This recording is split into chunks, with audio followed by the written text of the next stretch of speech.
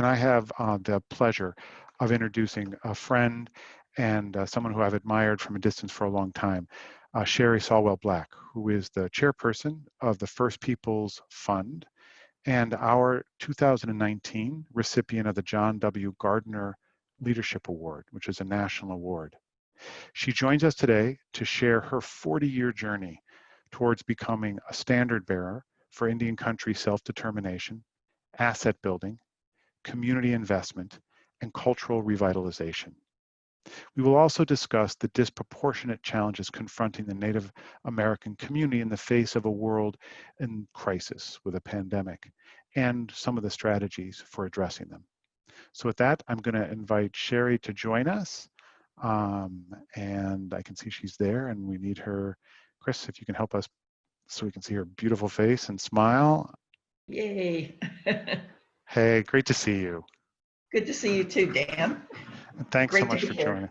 Yeah, it's really just great to have you. So, you know, you and I had a wonderful conversation in prep for this, and we have some questions, and we'll see where it goes. And we'll try and do this for about 25 minutes, and then see what kind of engagement we get from folks.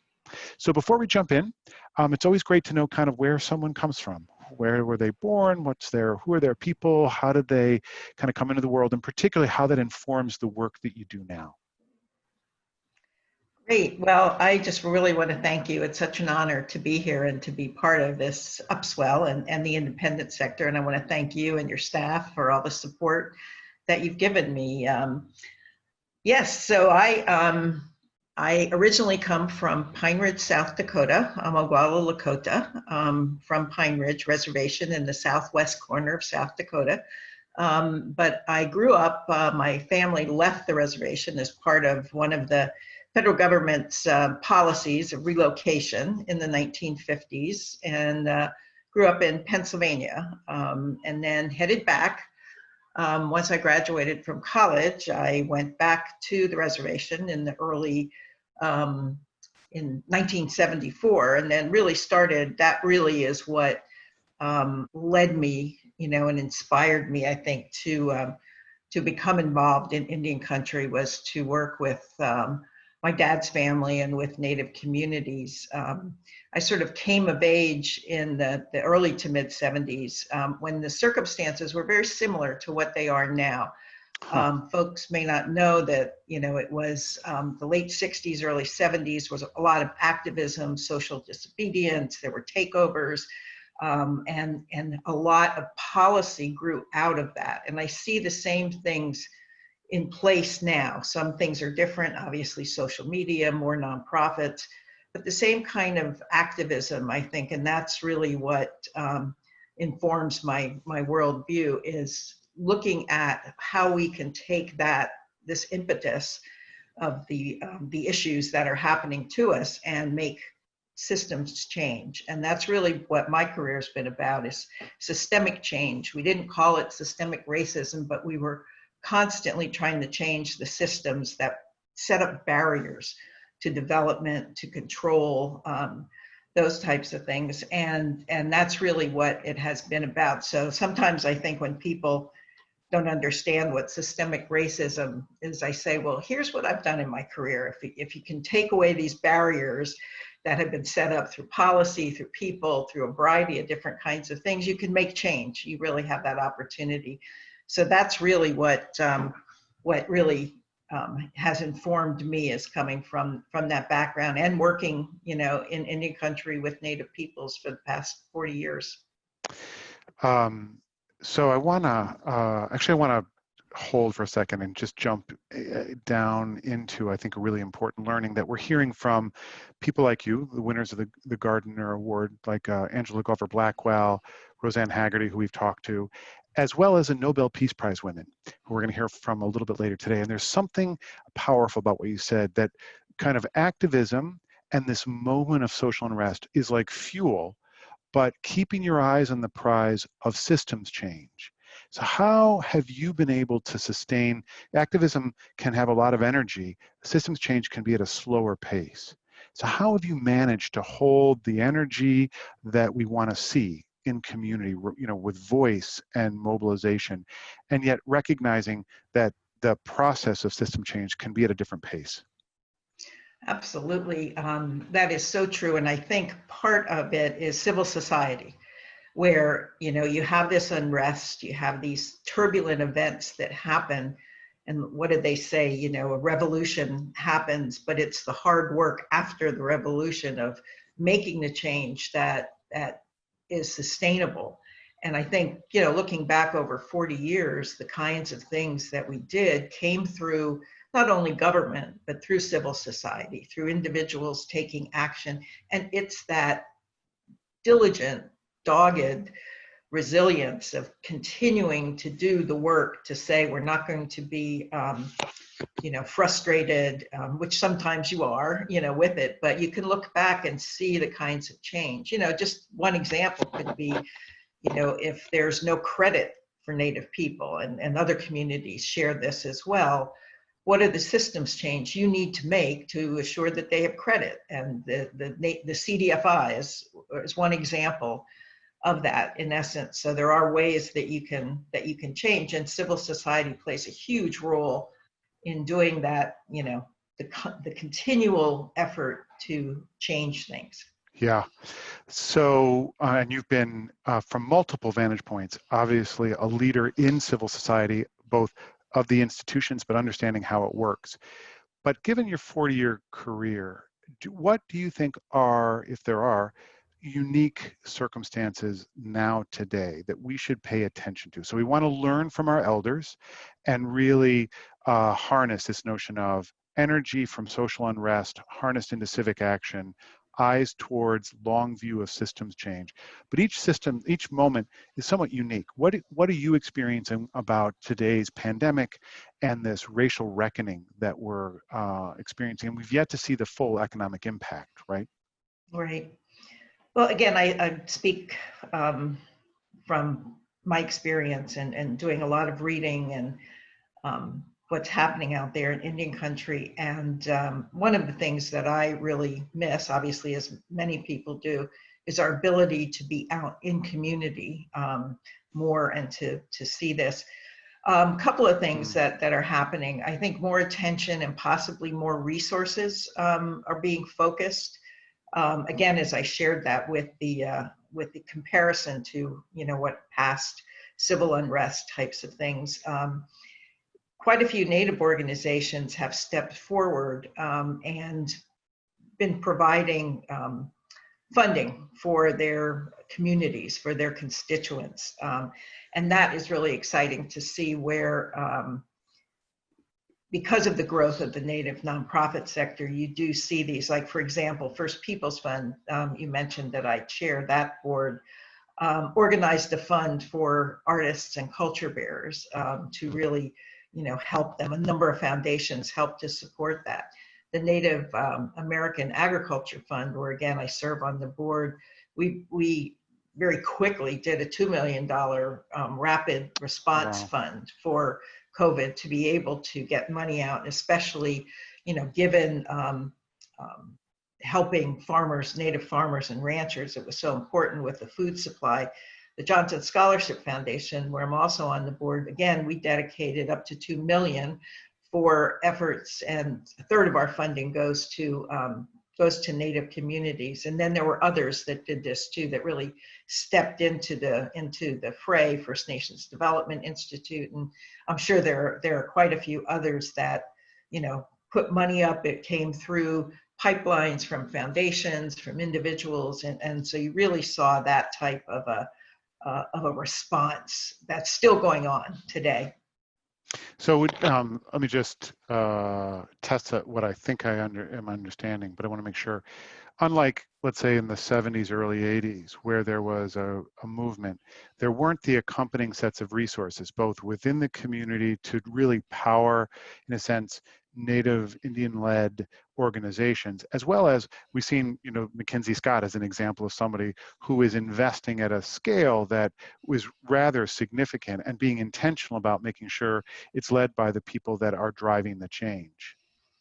Right. Well, I think, you know, again, we could probably talk about this for hours, but if you look back at that time, there were not the number of Native nonprofits out there working in there, but there were quite a few activists who worked through the federal government at that time to really put through this scale of legislation in the 70s and into the 80s that helped to transform things.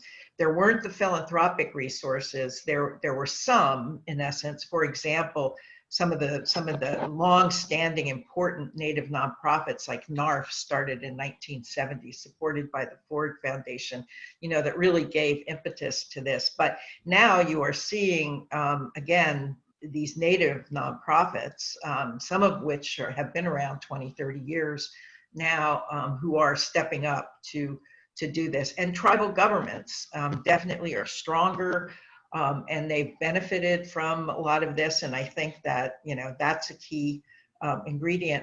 And yeah, the funding from Mackenzie Scott is fabulous in essence. And I've worked with 3 of the 4 organizations in Native communities where that funding has gone to, and it will make a huge difference. So it is important. And there was just something, I got sent this study that came out from Candid about funding for racial equity. And that's that's hopeful, in essence, that their study looked at data from 2011 to 2019, and there was 3.3 billion in funding for racial equity, yet in 2020, so far, there's 4.2 billion. Yeah. So there are these kinds of resources that are out there, which is fantastic, and very, very hopeful. The other thing I just am reflecting on is, the unavoidable work of building an ecosystem.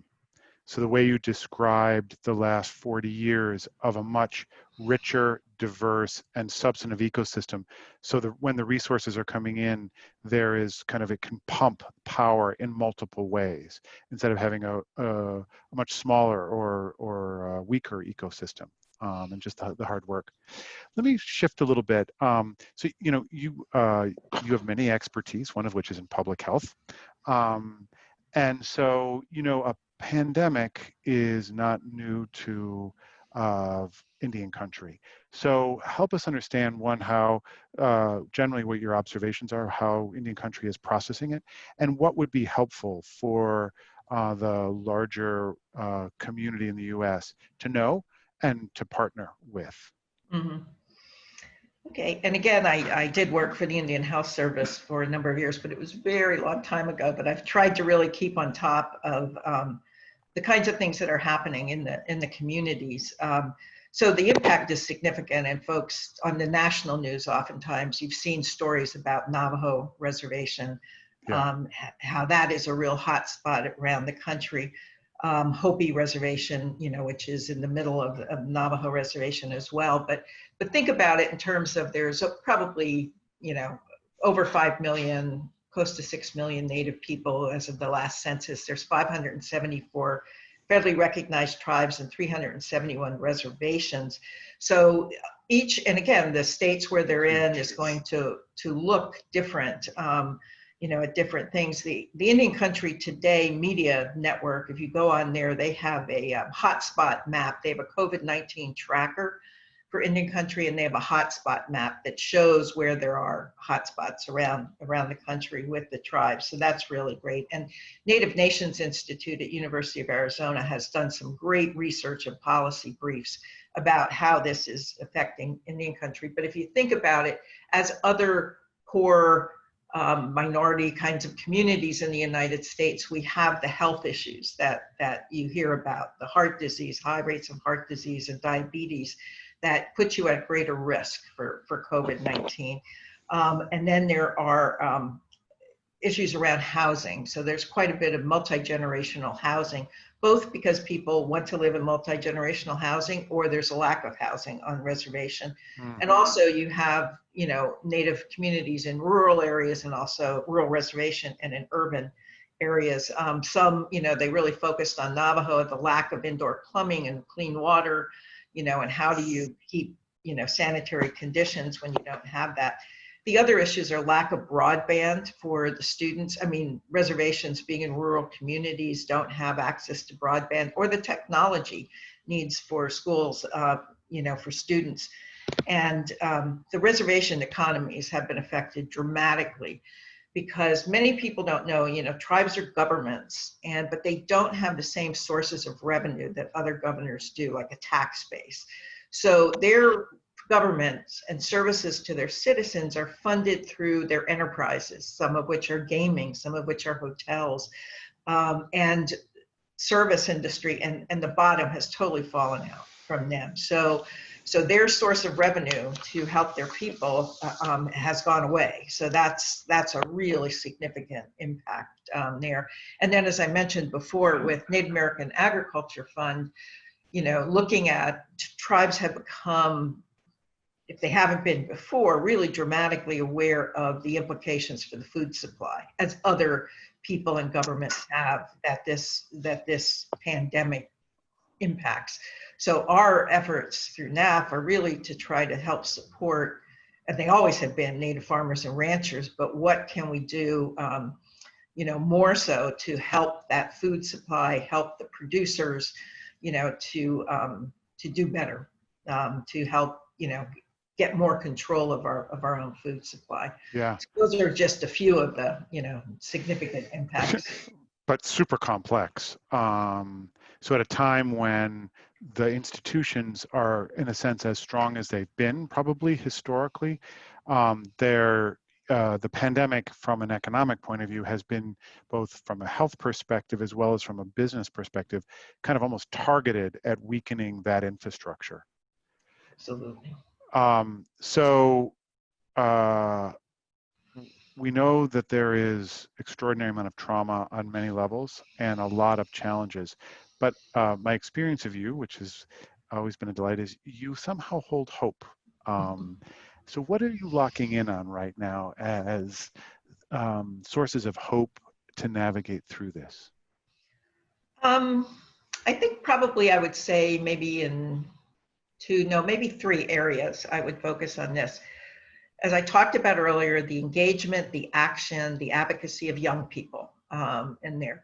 So 40% of our population is below the age of 25. So that in and of itself is dramatically hopeful to me, that we have this cohort of folks. And again, they were really, activated through the Standing Rock, episodes with the Dakota Access Pipeline. Yeah.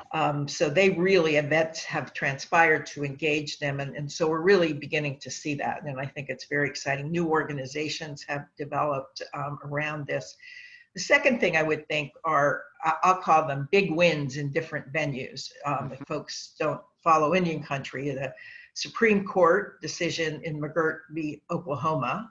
We tended to not be winners at the Supreme Court for a couple of decades, and then this was really exciting to see that win. And then the judge vacated the Army Corps of Engineer permit for the Dakota Access Pipeline, so that was very exciting. So in essence, it's stopped. And then the change in the Washington football team. I think public opinion and the fact that he was going to lose revenue, really focused the fact that has changed. And, there's probably thousands of people in Indian country and outside who have worked to make that change. So that was a very exciting effort. So those big wins. And then the third thing I think are the COVID-19 payments themselves, CARES, that really recognize that tribes are governments and that they have to assist their citizens just as state and local governments do, and a recognition that tribal governments, through their enterprises in many states like Oklahoma, are like the 3rd biggest employer. So tribal governments add value, and when they have an economic downturn, it affects the communities surrounding them dramatically. So that is good for the future, in the fact that there are opportunities to perhaps look at revenue, the power of tribes to tax being more, since they are such an economic engine in many communities. Let's help support them. And so we saw that through the CARES Act funding and variety of things happening. So those are my 3 sort of that give me hope. And they're all profoundly substantial, right? The 2 kind of structural changes in the pipeline with the the change in the vacating the agreement, and then Oklahoma, I was following Oklahoma, strikes me as just utterly profound in what it can mean. And then the equally important structural signaling effect of, football for the US is our, national pastime. And that kind of profound reframe for lots of motivations. So just to back up again, because we are at a moment of profound and important activism, just take a second. How many years prior have people been working on those kinds of wins, do you think? Well, I worked for National Congress of American Indians, so I was able to read some background papers on the change of the trademarks and all of the what do you call them? Anyway, but they go back decades, to the 60s at least. One of the earliest studies and efforts was started in the 1960s to look at mascot issues around there. So it really has been quite a while. And I'm sure there were efforts before that time. But again, some of that activism in the 60s and civil rights really generated the fact that no, we don't want to be mascots anymore, and it's detrimental. And there were study after study after study after study that came subsequent to that time that it kept saying the same thing. So it's really great to see it change. So I have to. This is not a prepared question, so feel free to riff or push it back on me. But I am. In many conversations with folks that have been doing social justice and social change work, who have taken a kind of systemic approach, often a kind of constant incrementalist improvement approach, the Ginsburg kind of approach to building into a shift in law how women's rights were kind of defended. And an equally important set of conversations with a sense of dissatisfaction with the pace of change, and that the change has really created a set of problems that the next generation is now having to wrestle with, and they want to see more fundamental change at a quicker pace because they're inheriting a set of problems. I'm curious, given your tenure, your perch on both civil society in the US and native civil society, how are you wrestling with this kind of sense of dissatisfaction with the pace of change and wanting to harness that, and yet at the same time recognizing from many of us, wow, energy at driving systems is just tough. So I'm curious, how are you managing that? It is tough, I think. I do believe that this time there are opportunities for significant change to really bump things up. And we need to come together in coalitions and, support, so many different things, voting and census and, all these different things to move forward. And I think, again, that comes through civil society. But again, there's a quote about, there's certain times when all of the tumblers in the world, come together and allow an opening, and this might be one of them for substantial change. I worry that, again, that eruption kind of subsides, and where do you go and how do you go kinds of things. I think there are, I work with Prosperity Now and have for a long time. I think there are so many potential policies out there that people have wanted to implement that deal with some of the inequities in society that, to be able to get something dramatic into place, I think it's exciting again, but I understand what you were talking about there, that it does get frustrating. But again, I have the perspective of 40 years and that seems like a long time, yet in the 500 some years that have been affected, it's really a drop in the bucket to make. society is so complex, and how do you do these things quicker? I don't know. Somebody has the answer. Yeah, I don't know if we do. I think it is one of the, as we think of civil society and our aspiration, of course, in Upswell is that civil society comes together and is connected with itself in an even more dynamic way. And this notion, you know, through you and through Sarah Kostelik and other leaders in Native and Alaskan communities, this notion of, you know, being, you know, in a sense, child or younger generation focused, community informed, and then elder guided is so powerful, right? And It is. it's managing that tension. Um, so I want to come back to that later. I want to do a couple things. One, you have this wonderful portfolio, right, of experiences. You've been connected to in leadership positions at First Nations, Native American Agricultural Fund, Prosperity Now, and the Johnson Scholarship Fund. But also you mentioned First People Fund, and as being board chair there with a long history of working very successfully with Native artists and cultural bearers. Love to talk a little bit about, one, the role of culture and cultural bearers and how it links to the social justice moment. Yes, First Peoples Fund is a national organization that I've been involved in for quite a few years. And the woman who's CEO and president and I have known each other for the 40 years we've been working together. But it's one of the foremost Native arts organizations in the country, and it really supports Native artists and culture bearers in this. And art as social justice, I think, is so key in the sense that this is where you see the expression of what's happening in the surrounding society in various forms through artists and the work that they do in community. And culture bearers, you know, really are the grounding for a people, for a community. In essence, they keep us grounded in not just the culture, you know, the language, the art, a variety of different kinds of things. And I think First Peoples Fund for 25 years has been, you know, really key in doing that.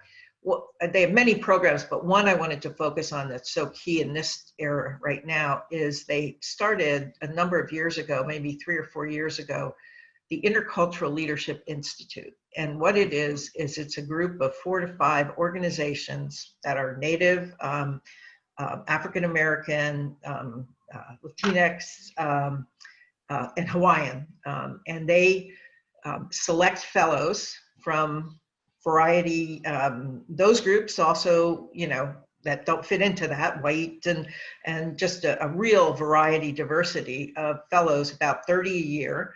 And they do training in each other's culture so that they can learn from it. And they have these institutes that they go to. One time it's in the Black Hills in South Dakota or in Hawaii. And so it's really, they're having their 3rd group of fellows will be selected for 2021. And it's just really doing fantastic work and just saying, okay, and these are people who may be working for, you know, the next, you know, local arts organization or the Kennedy Center. And I want to mention the Kennedy Center too, because one of the things we're doing, First Peoples Fund is doing, is working with the Kennedy Center on bringing Native artists and culture bearers to the Kennedy Center for a recognition in both the Kennedy Center's 50th anniversary, which is next year, and First Peoples Fund 25th. So so much of what I think these unrest has brought out is the fact that we don't know, we are not educated about each other's cultures and where you come from.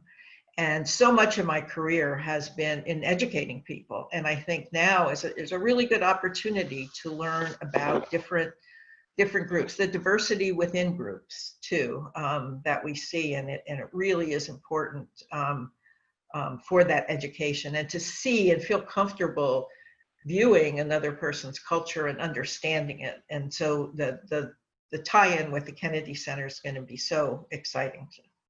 So to clarify, this is, we have a question from someone. This whole work is the First Peoples Fund, is the organization Correct. that leads that. Great. I just want to go back to something. Eric Liu, who is a longstanding friend of independent sector and a leader in civil society, talks about something that you alluded to, that we, given our fraught history, we're a fragile experiment of being one of the largest and first pluralistic, multicultural, multi-religious democracies. And it sounds to me like the First Peoples Fund is calling something out, that if we're going to be truly pluralistic, there has to be a built-in habit of intentionality, of really learning and joining with to understand both your own cultural context and those that make up your kind of very pluralistic community. It sounds like that's at the heart in some level of, so it's not just about arts, it's actually about the habit of understanding, in a sense, the other. Is that a fair? Right. Yes. That's powerful. And Yes. the arts is culture is a wonderful way. Just another clarification of terms, cultural bearer. What does that mean? Culture bearer, it's a person who has spent their lifetime vesting themselves and immersing themselves in aspects of the culture that surround them, and through it comes knowledge and wisdom that they should. And we have these awards through First Peoples Fund called the Community Spirit Awards, and they are specifically for culture bearers who share, who have demonstrated really a lifetime commitment to preserving and enhancing and teaching about the culture to other people. And each community has them. It's not just native communities, but we really and we have honored more than 100 culture bearers over the year. Every year we ask for nominations from communities, and tribes or community leaders will nominate one, and then we honor them. And at the Kennedy Center next year, we're going to do sort of this national honors for Native culture bearers to do that. So that's, yeah. And they're really, there's this term we use in First Peoples Fund, collective spirit, where culture bearers really are the keepers, I guess, or the sharers, if you will, of collective spirit in a community, and that derives from the culture. So I just want to pin phrases. This one culture bearer, the intentional washing in and washing over of one's culture, and this notion that you carry on behalf of the community a kind of wisdom as a result of that. And that then puts you in a particularly important leadership role, not just for your community internally, but actually makes you capable of then partnering with other culture bearers because of the experience of having done this hard work internally and carry the kind of responsibility for your community. So it's a very powerful notion. Getting more intentional about reflective self and communal self enables you to go out to the other. Is that overstating, or? No, I think that's, I mean, we're looking for those people who are, they have this knowledge that needs to be shared, and they are the vessel through which it, is shared with others. And we just want to recognize their value and to have others learn from them too. Yeah. Super powerful. So I have a couple more questions. I just want to encourage, we've got a nice group of people on the line. So folks, please, this is a rare opportunity. And I would just challenge those who are watching live to, push the questions, the hard questions. That's what the Upswell is about. And let's learn, or go to the edge of ideas. So another question for you, Sherry, is today's context is forcing all our organizations to really confront our own work, internally and externally, to ensure that we're delivering on racial equity and justice. In many ways, young people across the country have forced us, in the way we were talking a little bit earlier, to have conversations we didn't think we could have, or we were afraid to have, even just a year ago. So conversations about racial social change didn't seem as far-fetched today as they did a year ago. So I'm curious, can you tell us a little bit about how those are impacting you, given your extraordinary leadership over many years, but also what you're observing among your Native brothers and sisters?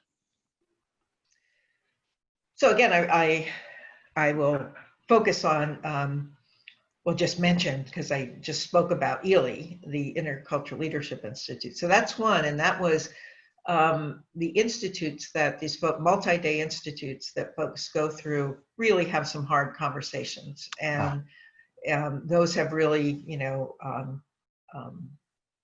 been helpful. I mean, I can't even, they take such a long time to digest, and how does this really affect me? So that's one example. I think we have this program with First Peoples Fund called Dances with Words, and it's young people in the spoken word, and sort of hearing that, hearing the kinds of things that maybe back when I was their age, I didn't express it in that particular way, kind of thing. I might have been thinking it. So it really is, some of them bring me to tears, and there's this, they're all part of this, there's this big organization called Brave New Voices, or it's, again, it's a lot of spoken word from young people. I think that's really exciting. I think with, I have been on the boards of non-Native organizations. I am now, Johnson Scholarship Foundation, Prosperity Now. Johnson, we're doing some hard work at Johnson Scholarship Foundation, and we have these continuing education efforts to talk about diversity and what does it mean. And Johnson's one of a handful of private foundations that have been providing support for Indian country for decades, in essence, and so, but we all have more to learn, I think, about what does diversity and equity mean in our context. What does it mean as a private foundation to do that? And I think about this a lot, having worked in Indian country for 40 years, because we don't recognize the diversity around us, in the sense that I just said there's 574 federally recognized tribes. That's amazing. But if you think about the cultures underlying them, sometimes the number of tribes doesn't have really anything to do with the cultures represented. But thinking about the diversity around the country, I always, before I would go and work with a group, I would try to learn as much as I could about them, because while there may be commonalities across tribes, I just was preparing, with Johnson Scholarship Foundation, we're interested in Alaska. And so I, was on this thing to really better, and I've been to Alaska, dozens of times, but there's so much more to learn. So there's so much more to learn about, like, I was going to say, when you talked about acknowledging the land, I was going to share that I'm based in Virginia. And Virginia, folks may not know, has the oldest reservation in the country. There are now, and I'm probably going to say the wrong number, but I want to say 9 federally recognized tribes in Virginia. Wow. People don't think of Virginia. No. But the Potomac is named after tribes. The Rappahannock River is, so there's this rich history in Virginia that, and there are tribes obviously remaining, because they're now, they've been recently federally recognized. They've always been, their treaties were like the one reservation, and the oldest treaty in the United States is with a tribe that's now located in Virginia, and it was with the crown and transferred to the Commonwealth, and so that's why there's this, they weren't federally recognized, because their relationship was with a different government than the federal government. So wow. there's just, and so, with African American people come from many different cultures, and Hispanic and white, and, everybody. So I think it's so interesting to learn about them. So. Yeah. Rich, and we've also, careful what you ask for, I've had a series of questions come in on here. So we've got about 5 minutes left. So let me give a couple of these questions, and maybe you can take them off quickly. One, do you think Indigenous people should receive lands back as well as reparations? Big question. Another one is my organization serves older adults. Are there cultural traditions that we respect in providing services? Any suggestions on how to become educated as an organization in terms of serving older adults? Let me stop there. There are two other questions, but those are both big.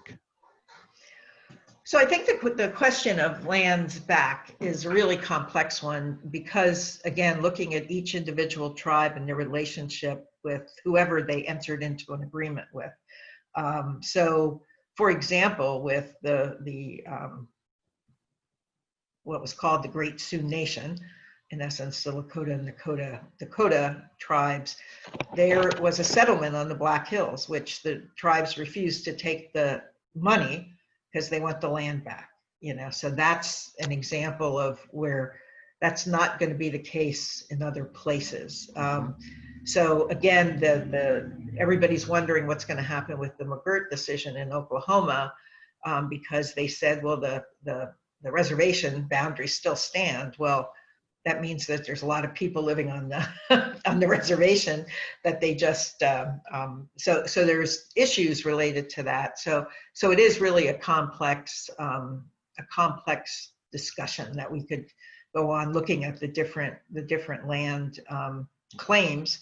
Under the Obama administration, there were more land claims settled than, I forget the exact thing in the number of previous whatever administration. So he really did a lot of work to settle some really old land claims. That's great. We've got just a couple minutes. The other question about the So there are a couple here, a little bit around how to be culturally respectful in providing services to older adults. There's also, I think, a question around how do white non-native allies, respectfully but engage indigenous communities to learn, to be part of the community building process. Mm-hmm.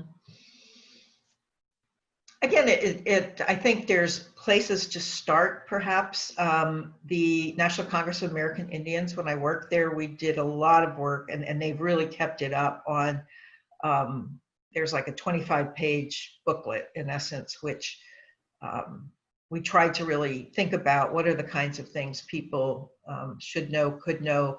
We did so many seminars for folks for all over the spectrum, from young school kids to government agencies who wanted to know about Native. I think, if you're particularly in a particular area, to learn what the organizations are that are there, who might, want to, who you could talk with, that type of thing. So I think that those might be some good places to start. Great. So last question. I'm going to read it because it's great. Hi, I'm Dalen Maybe from NARF. One of our issues is in creating visibility for our work, mission, ongoing efforts for social justice and the assertion of tribal sovereignty. How can we better break into those philanthropic networks that will enable us and our mutual efforts? So a couple of things, and if you're working with NARF, you're aware of some of the such as Native Americans in Philanthropy, that organization, and other kinds of things. I think now, though, sort of separate from things you might already know about, is the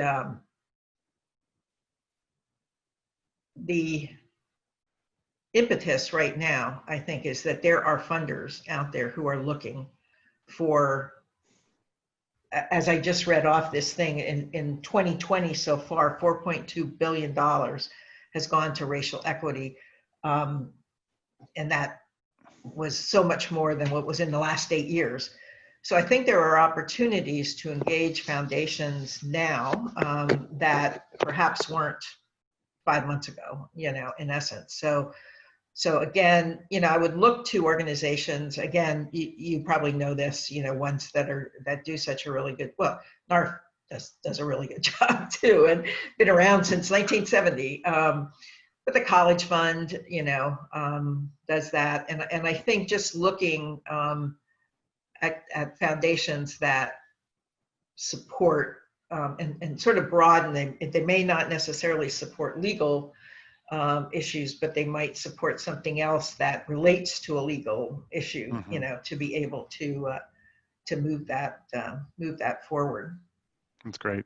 So on that hopeful note that we've seen a huge increase just in 2020 of funding to really drive racial equity in a way that is certainly historically unprecedented, as Candid pointed out.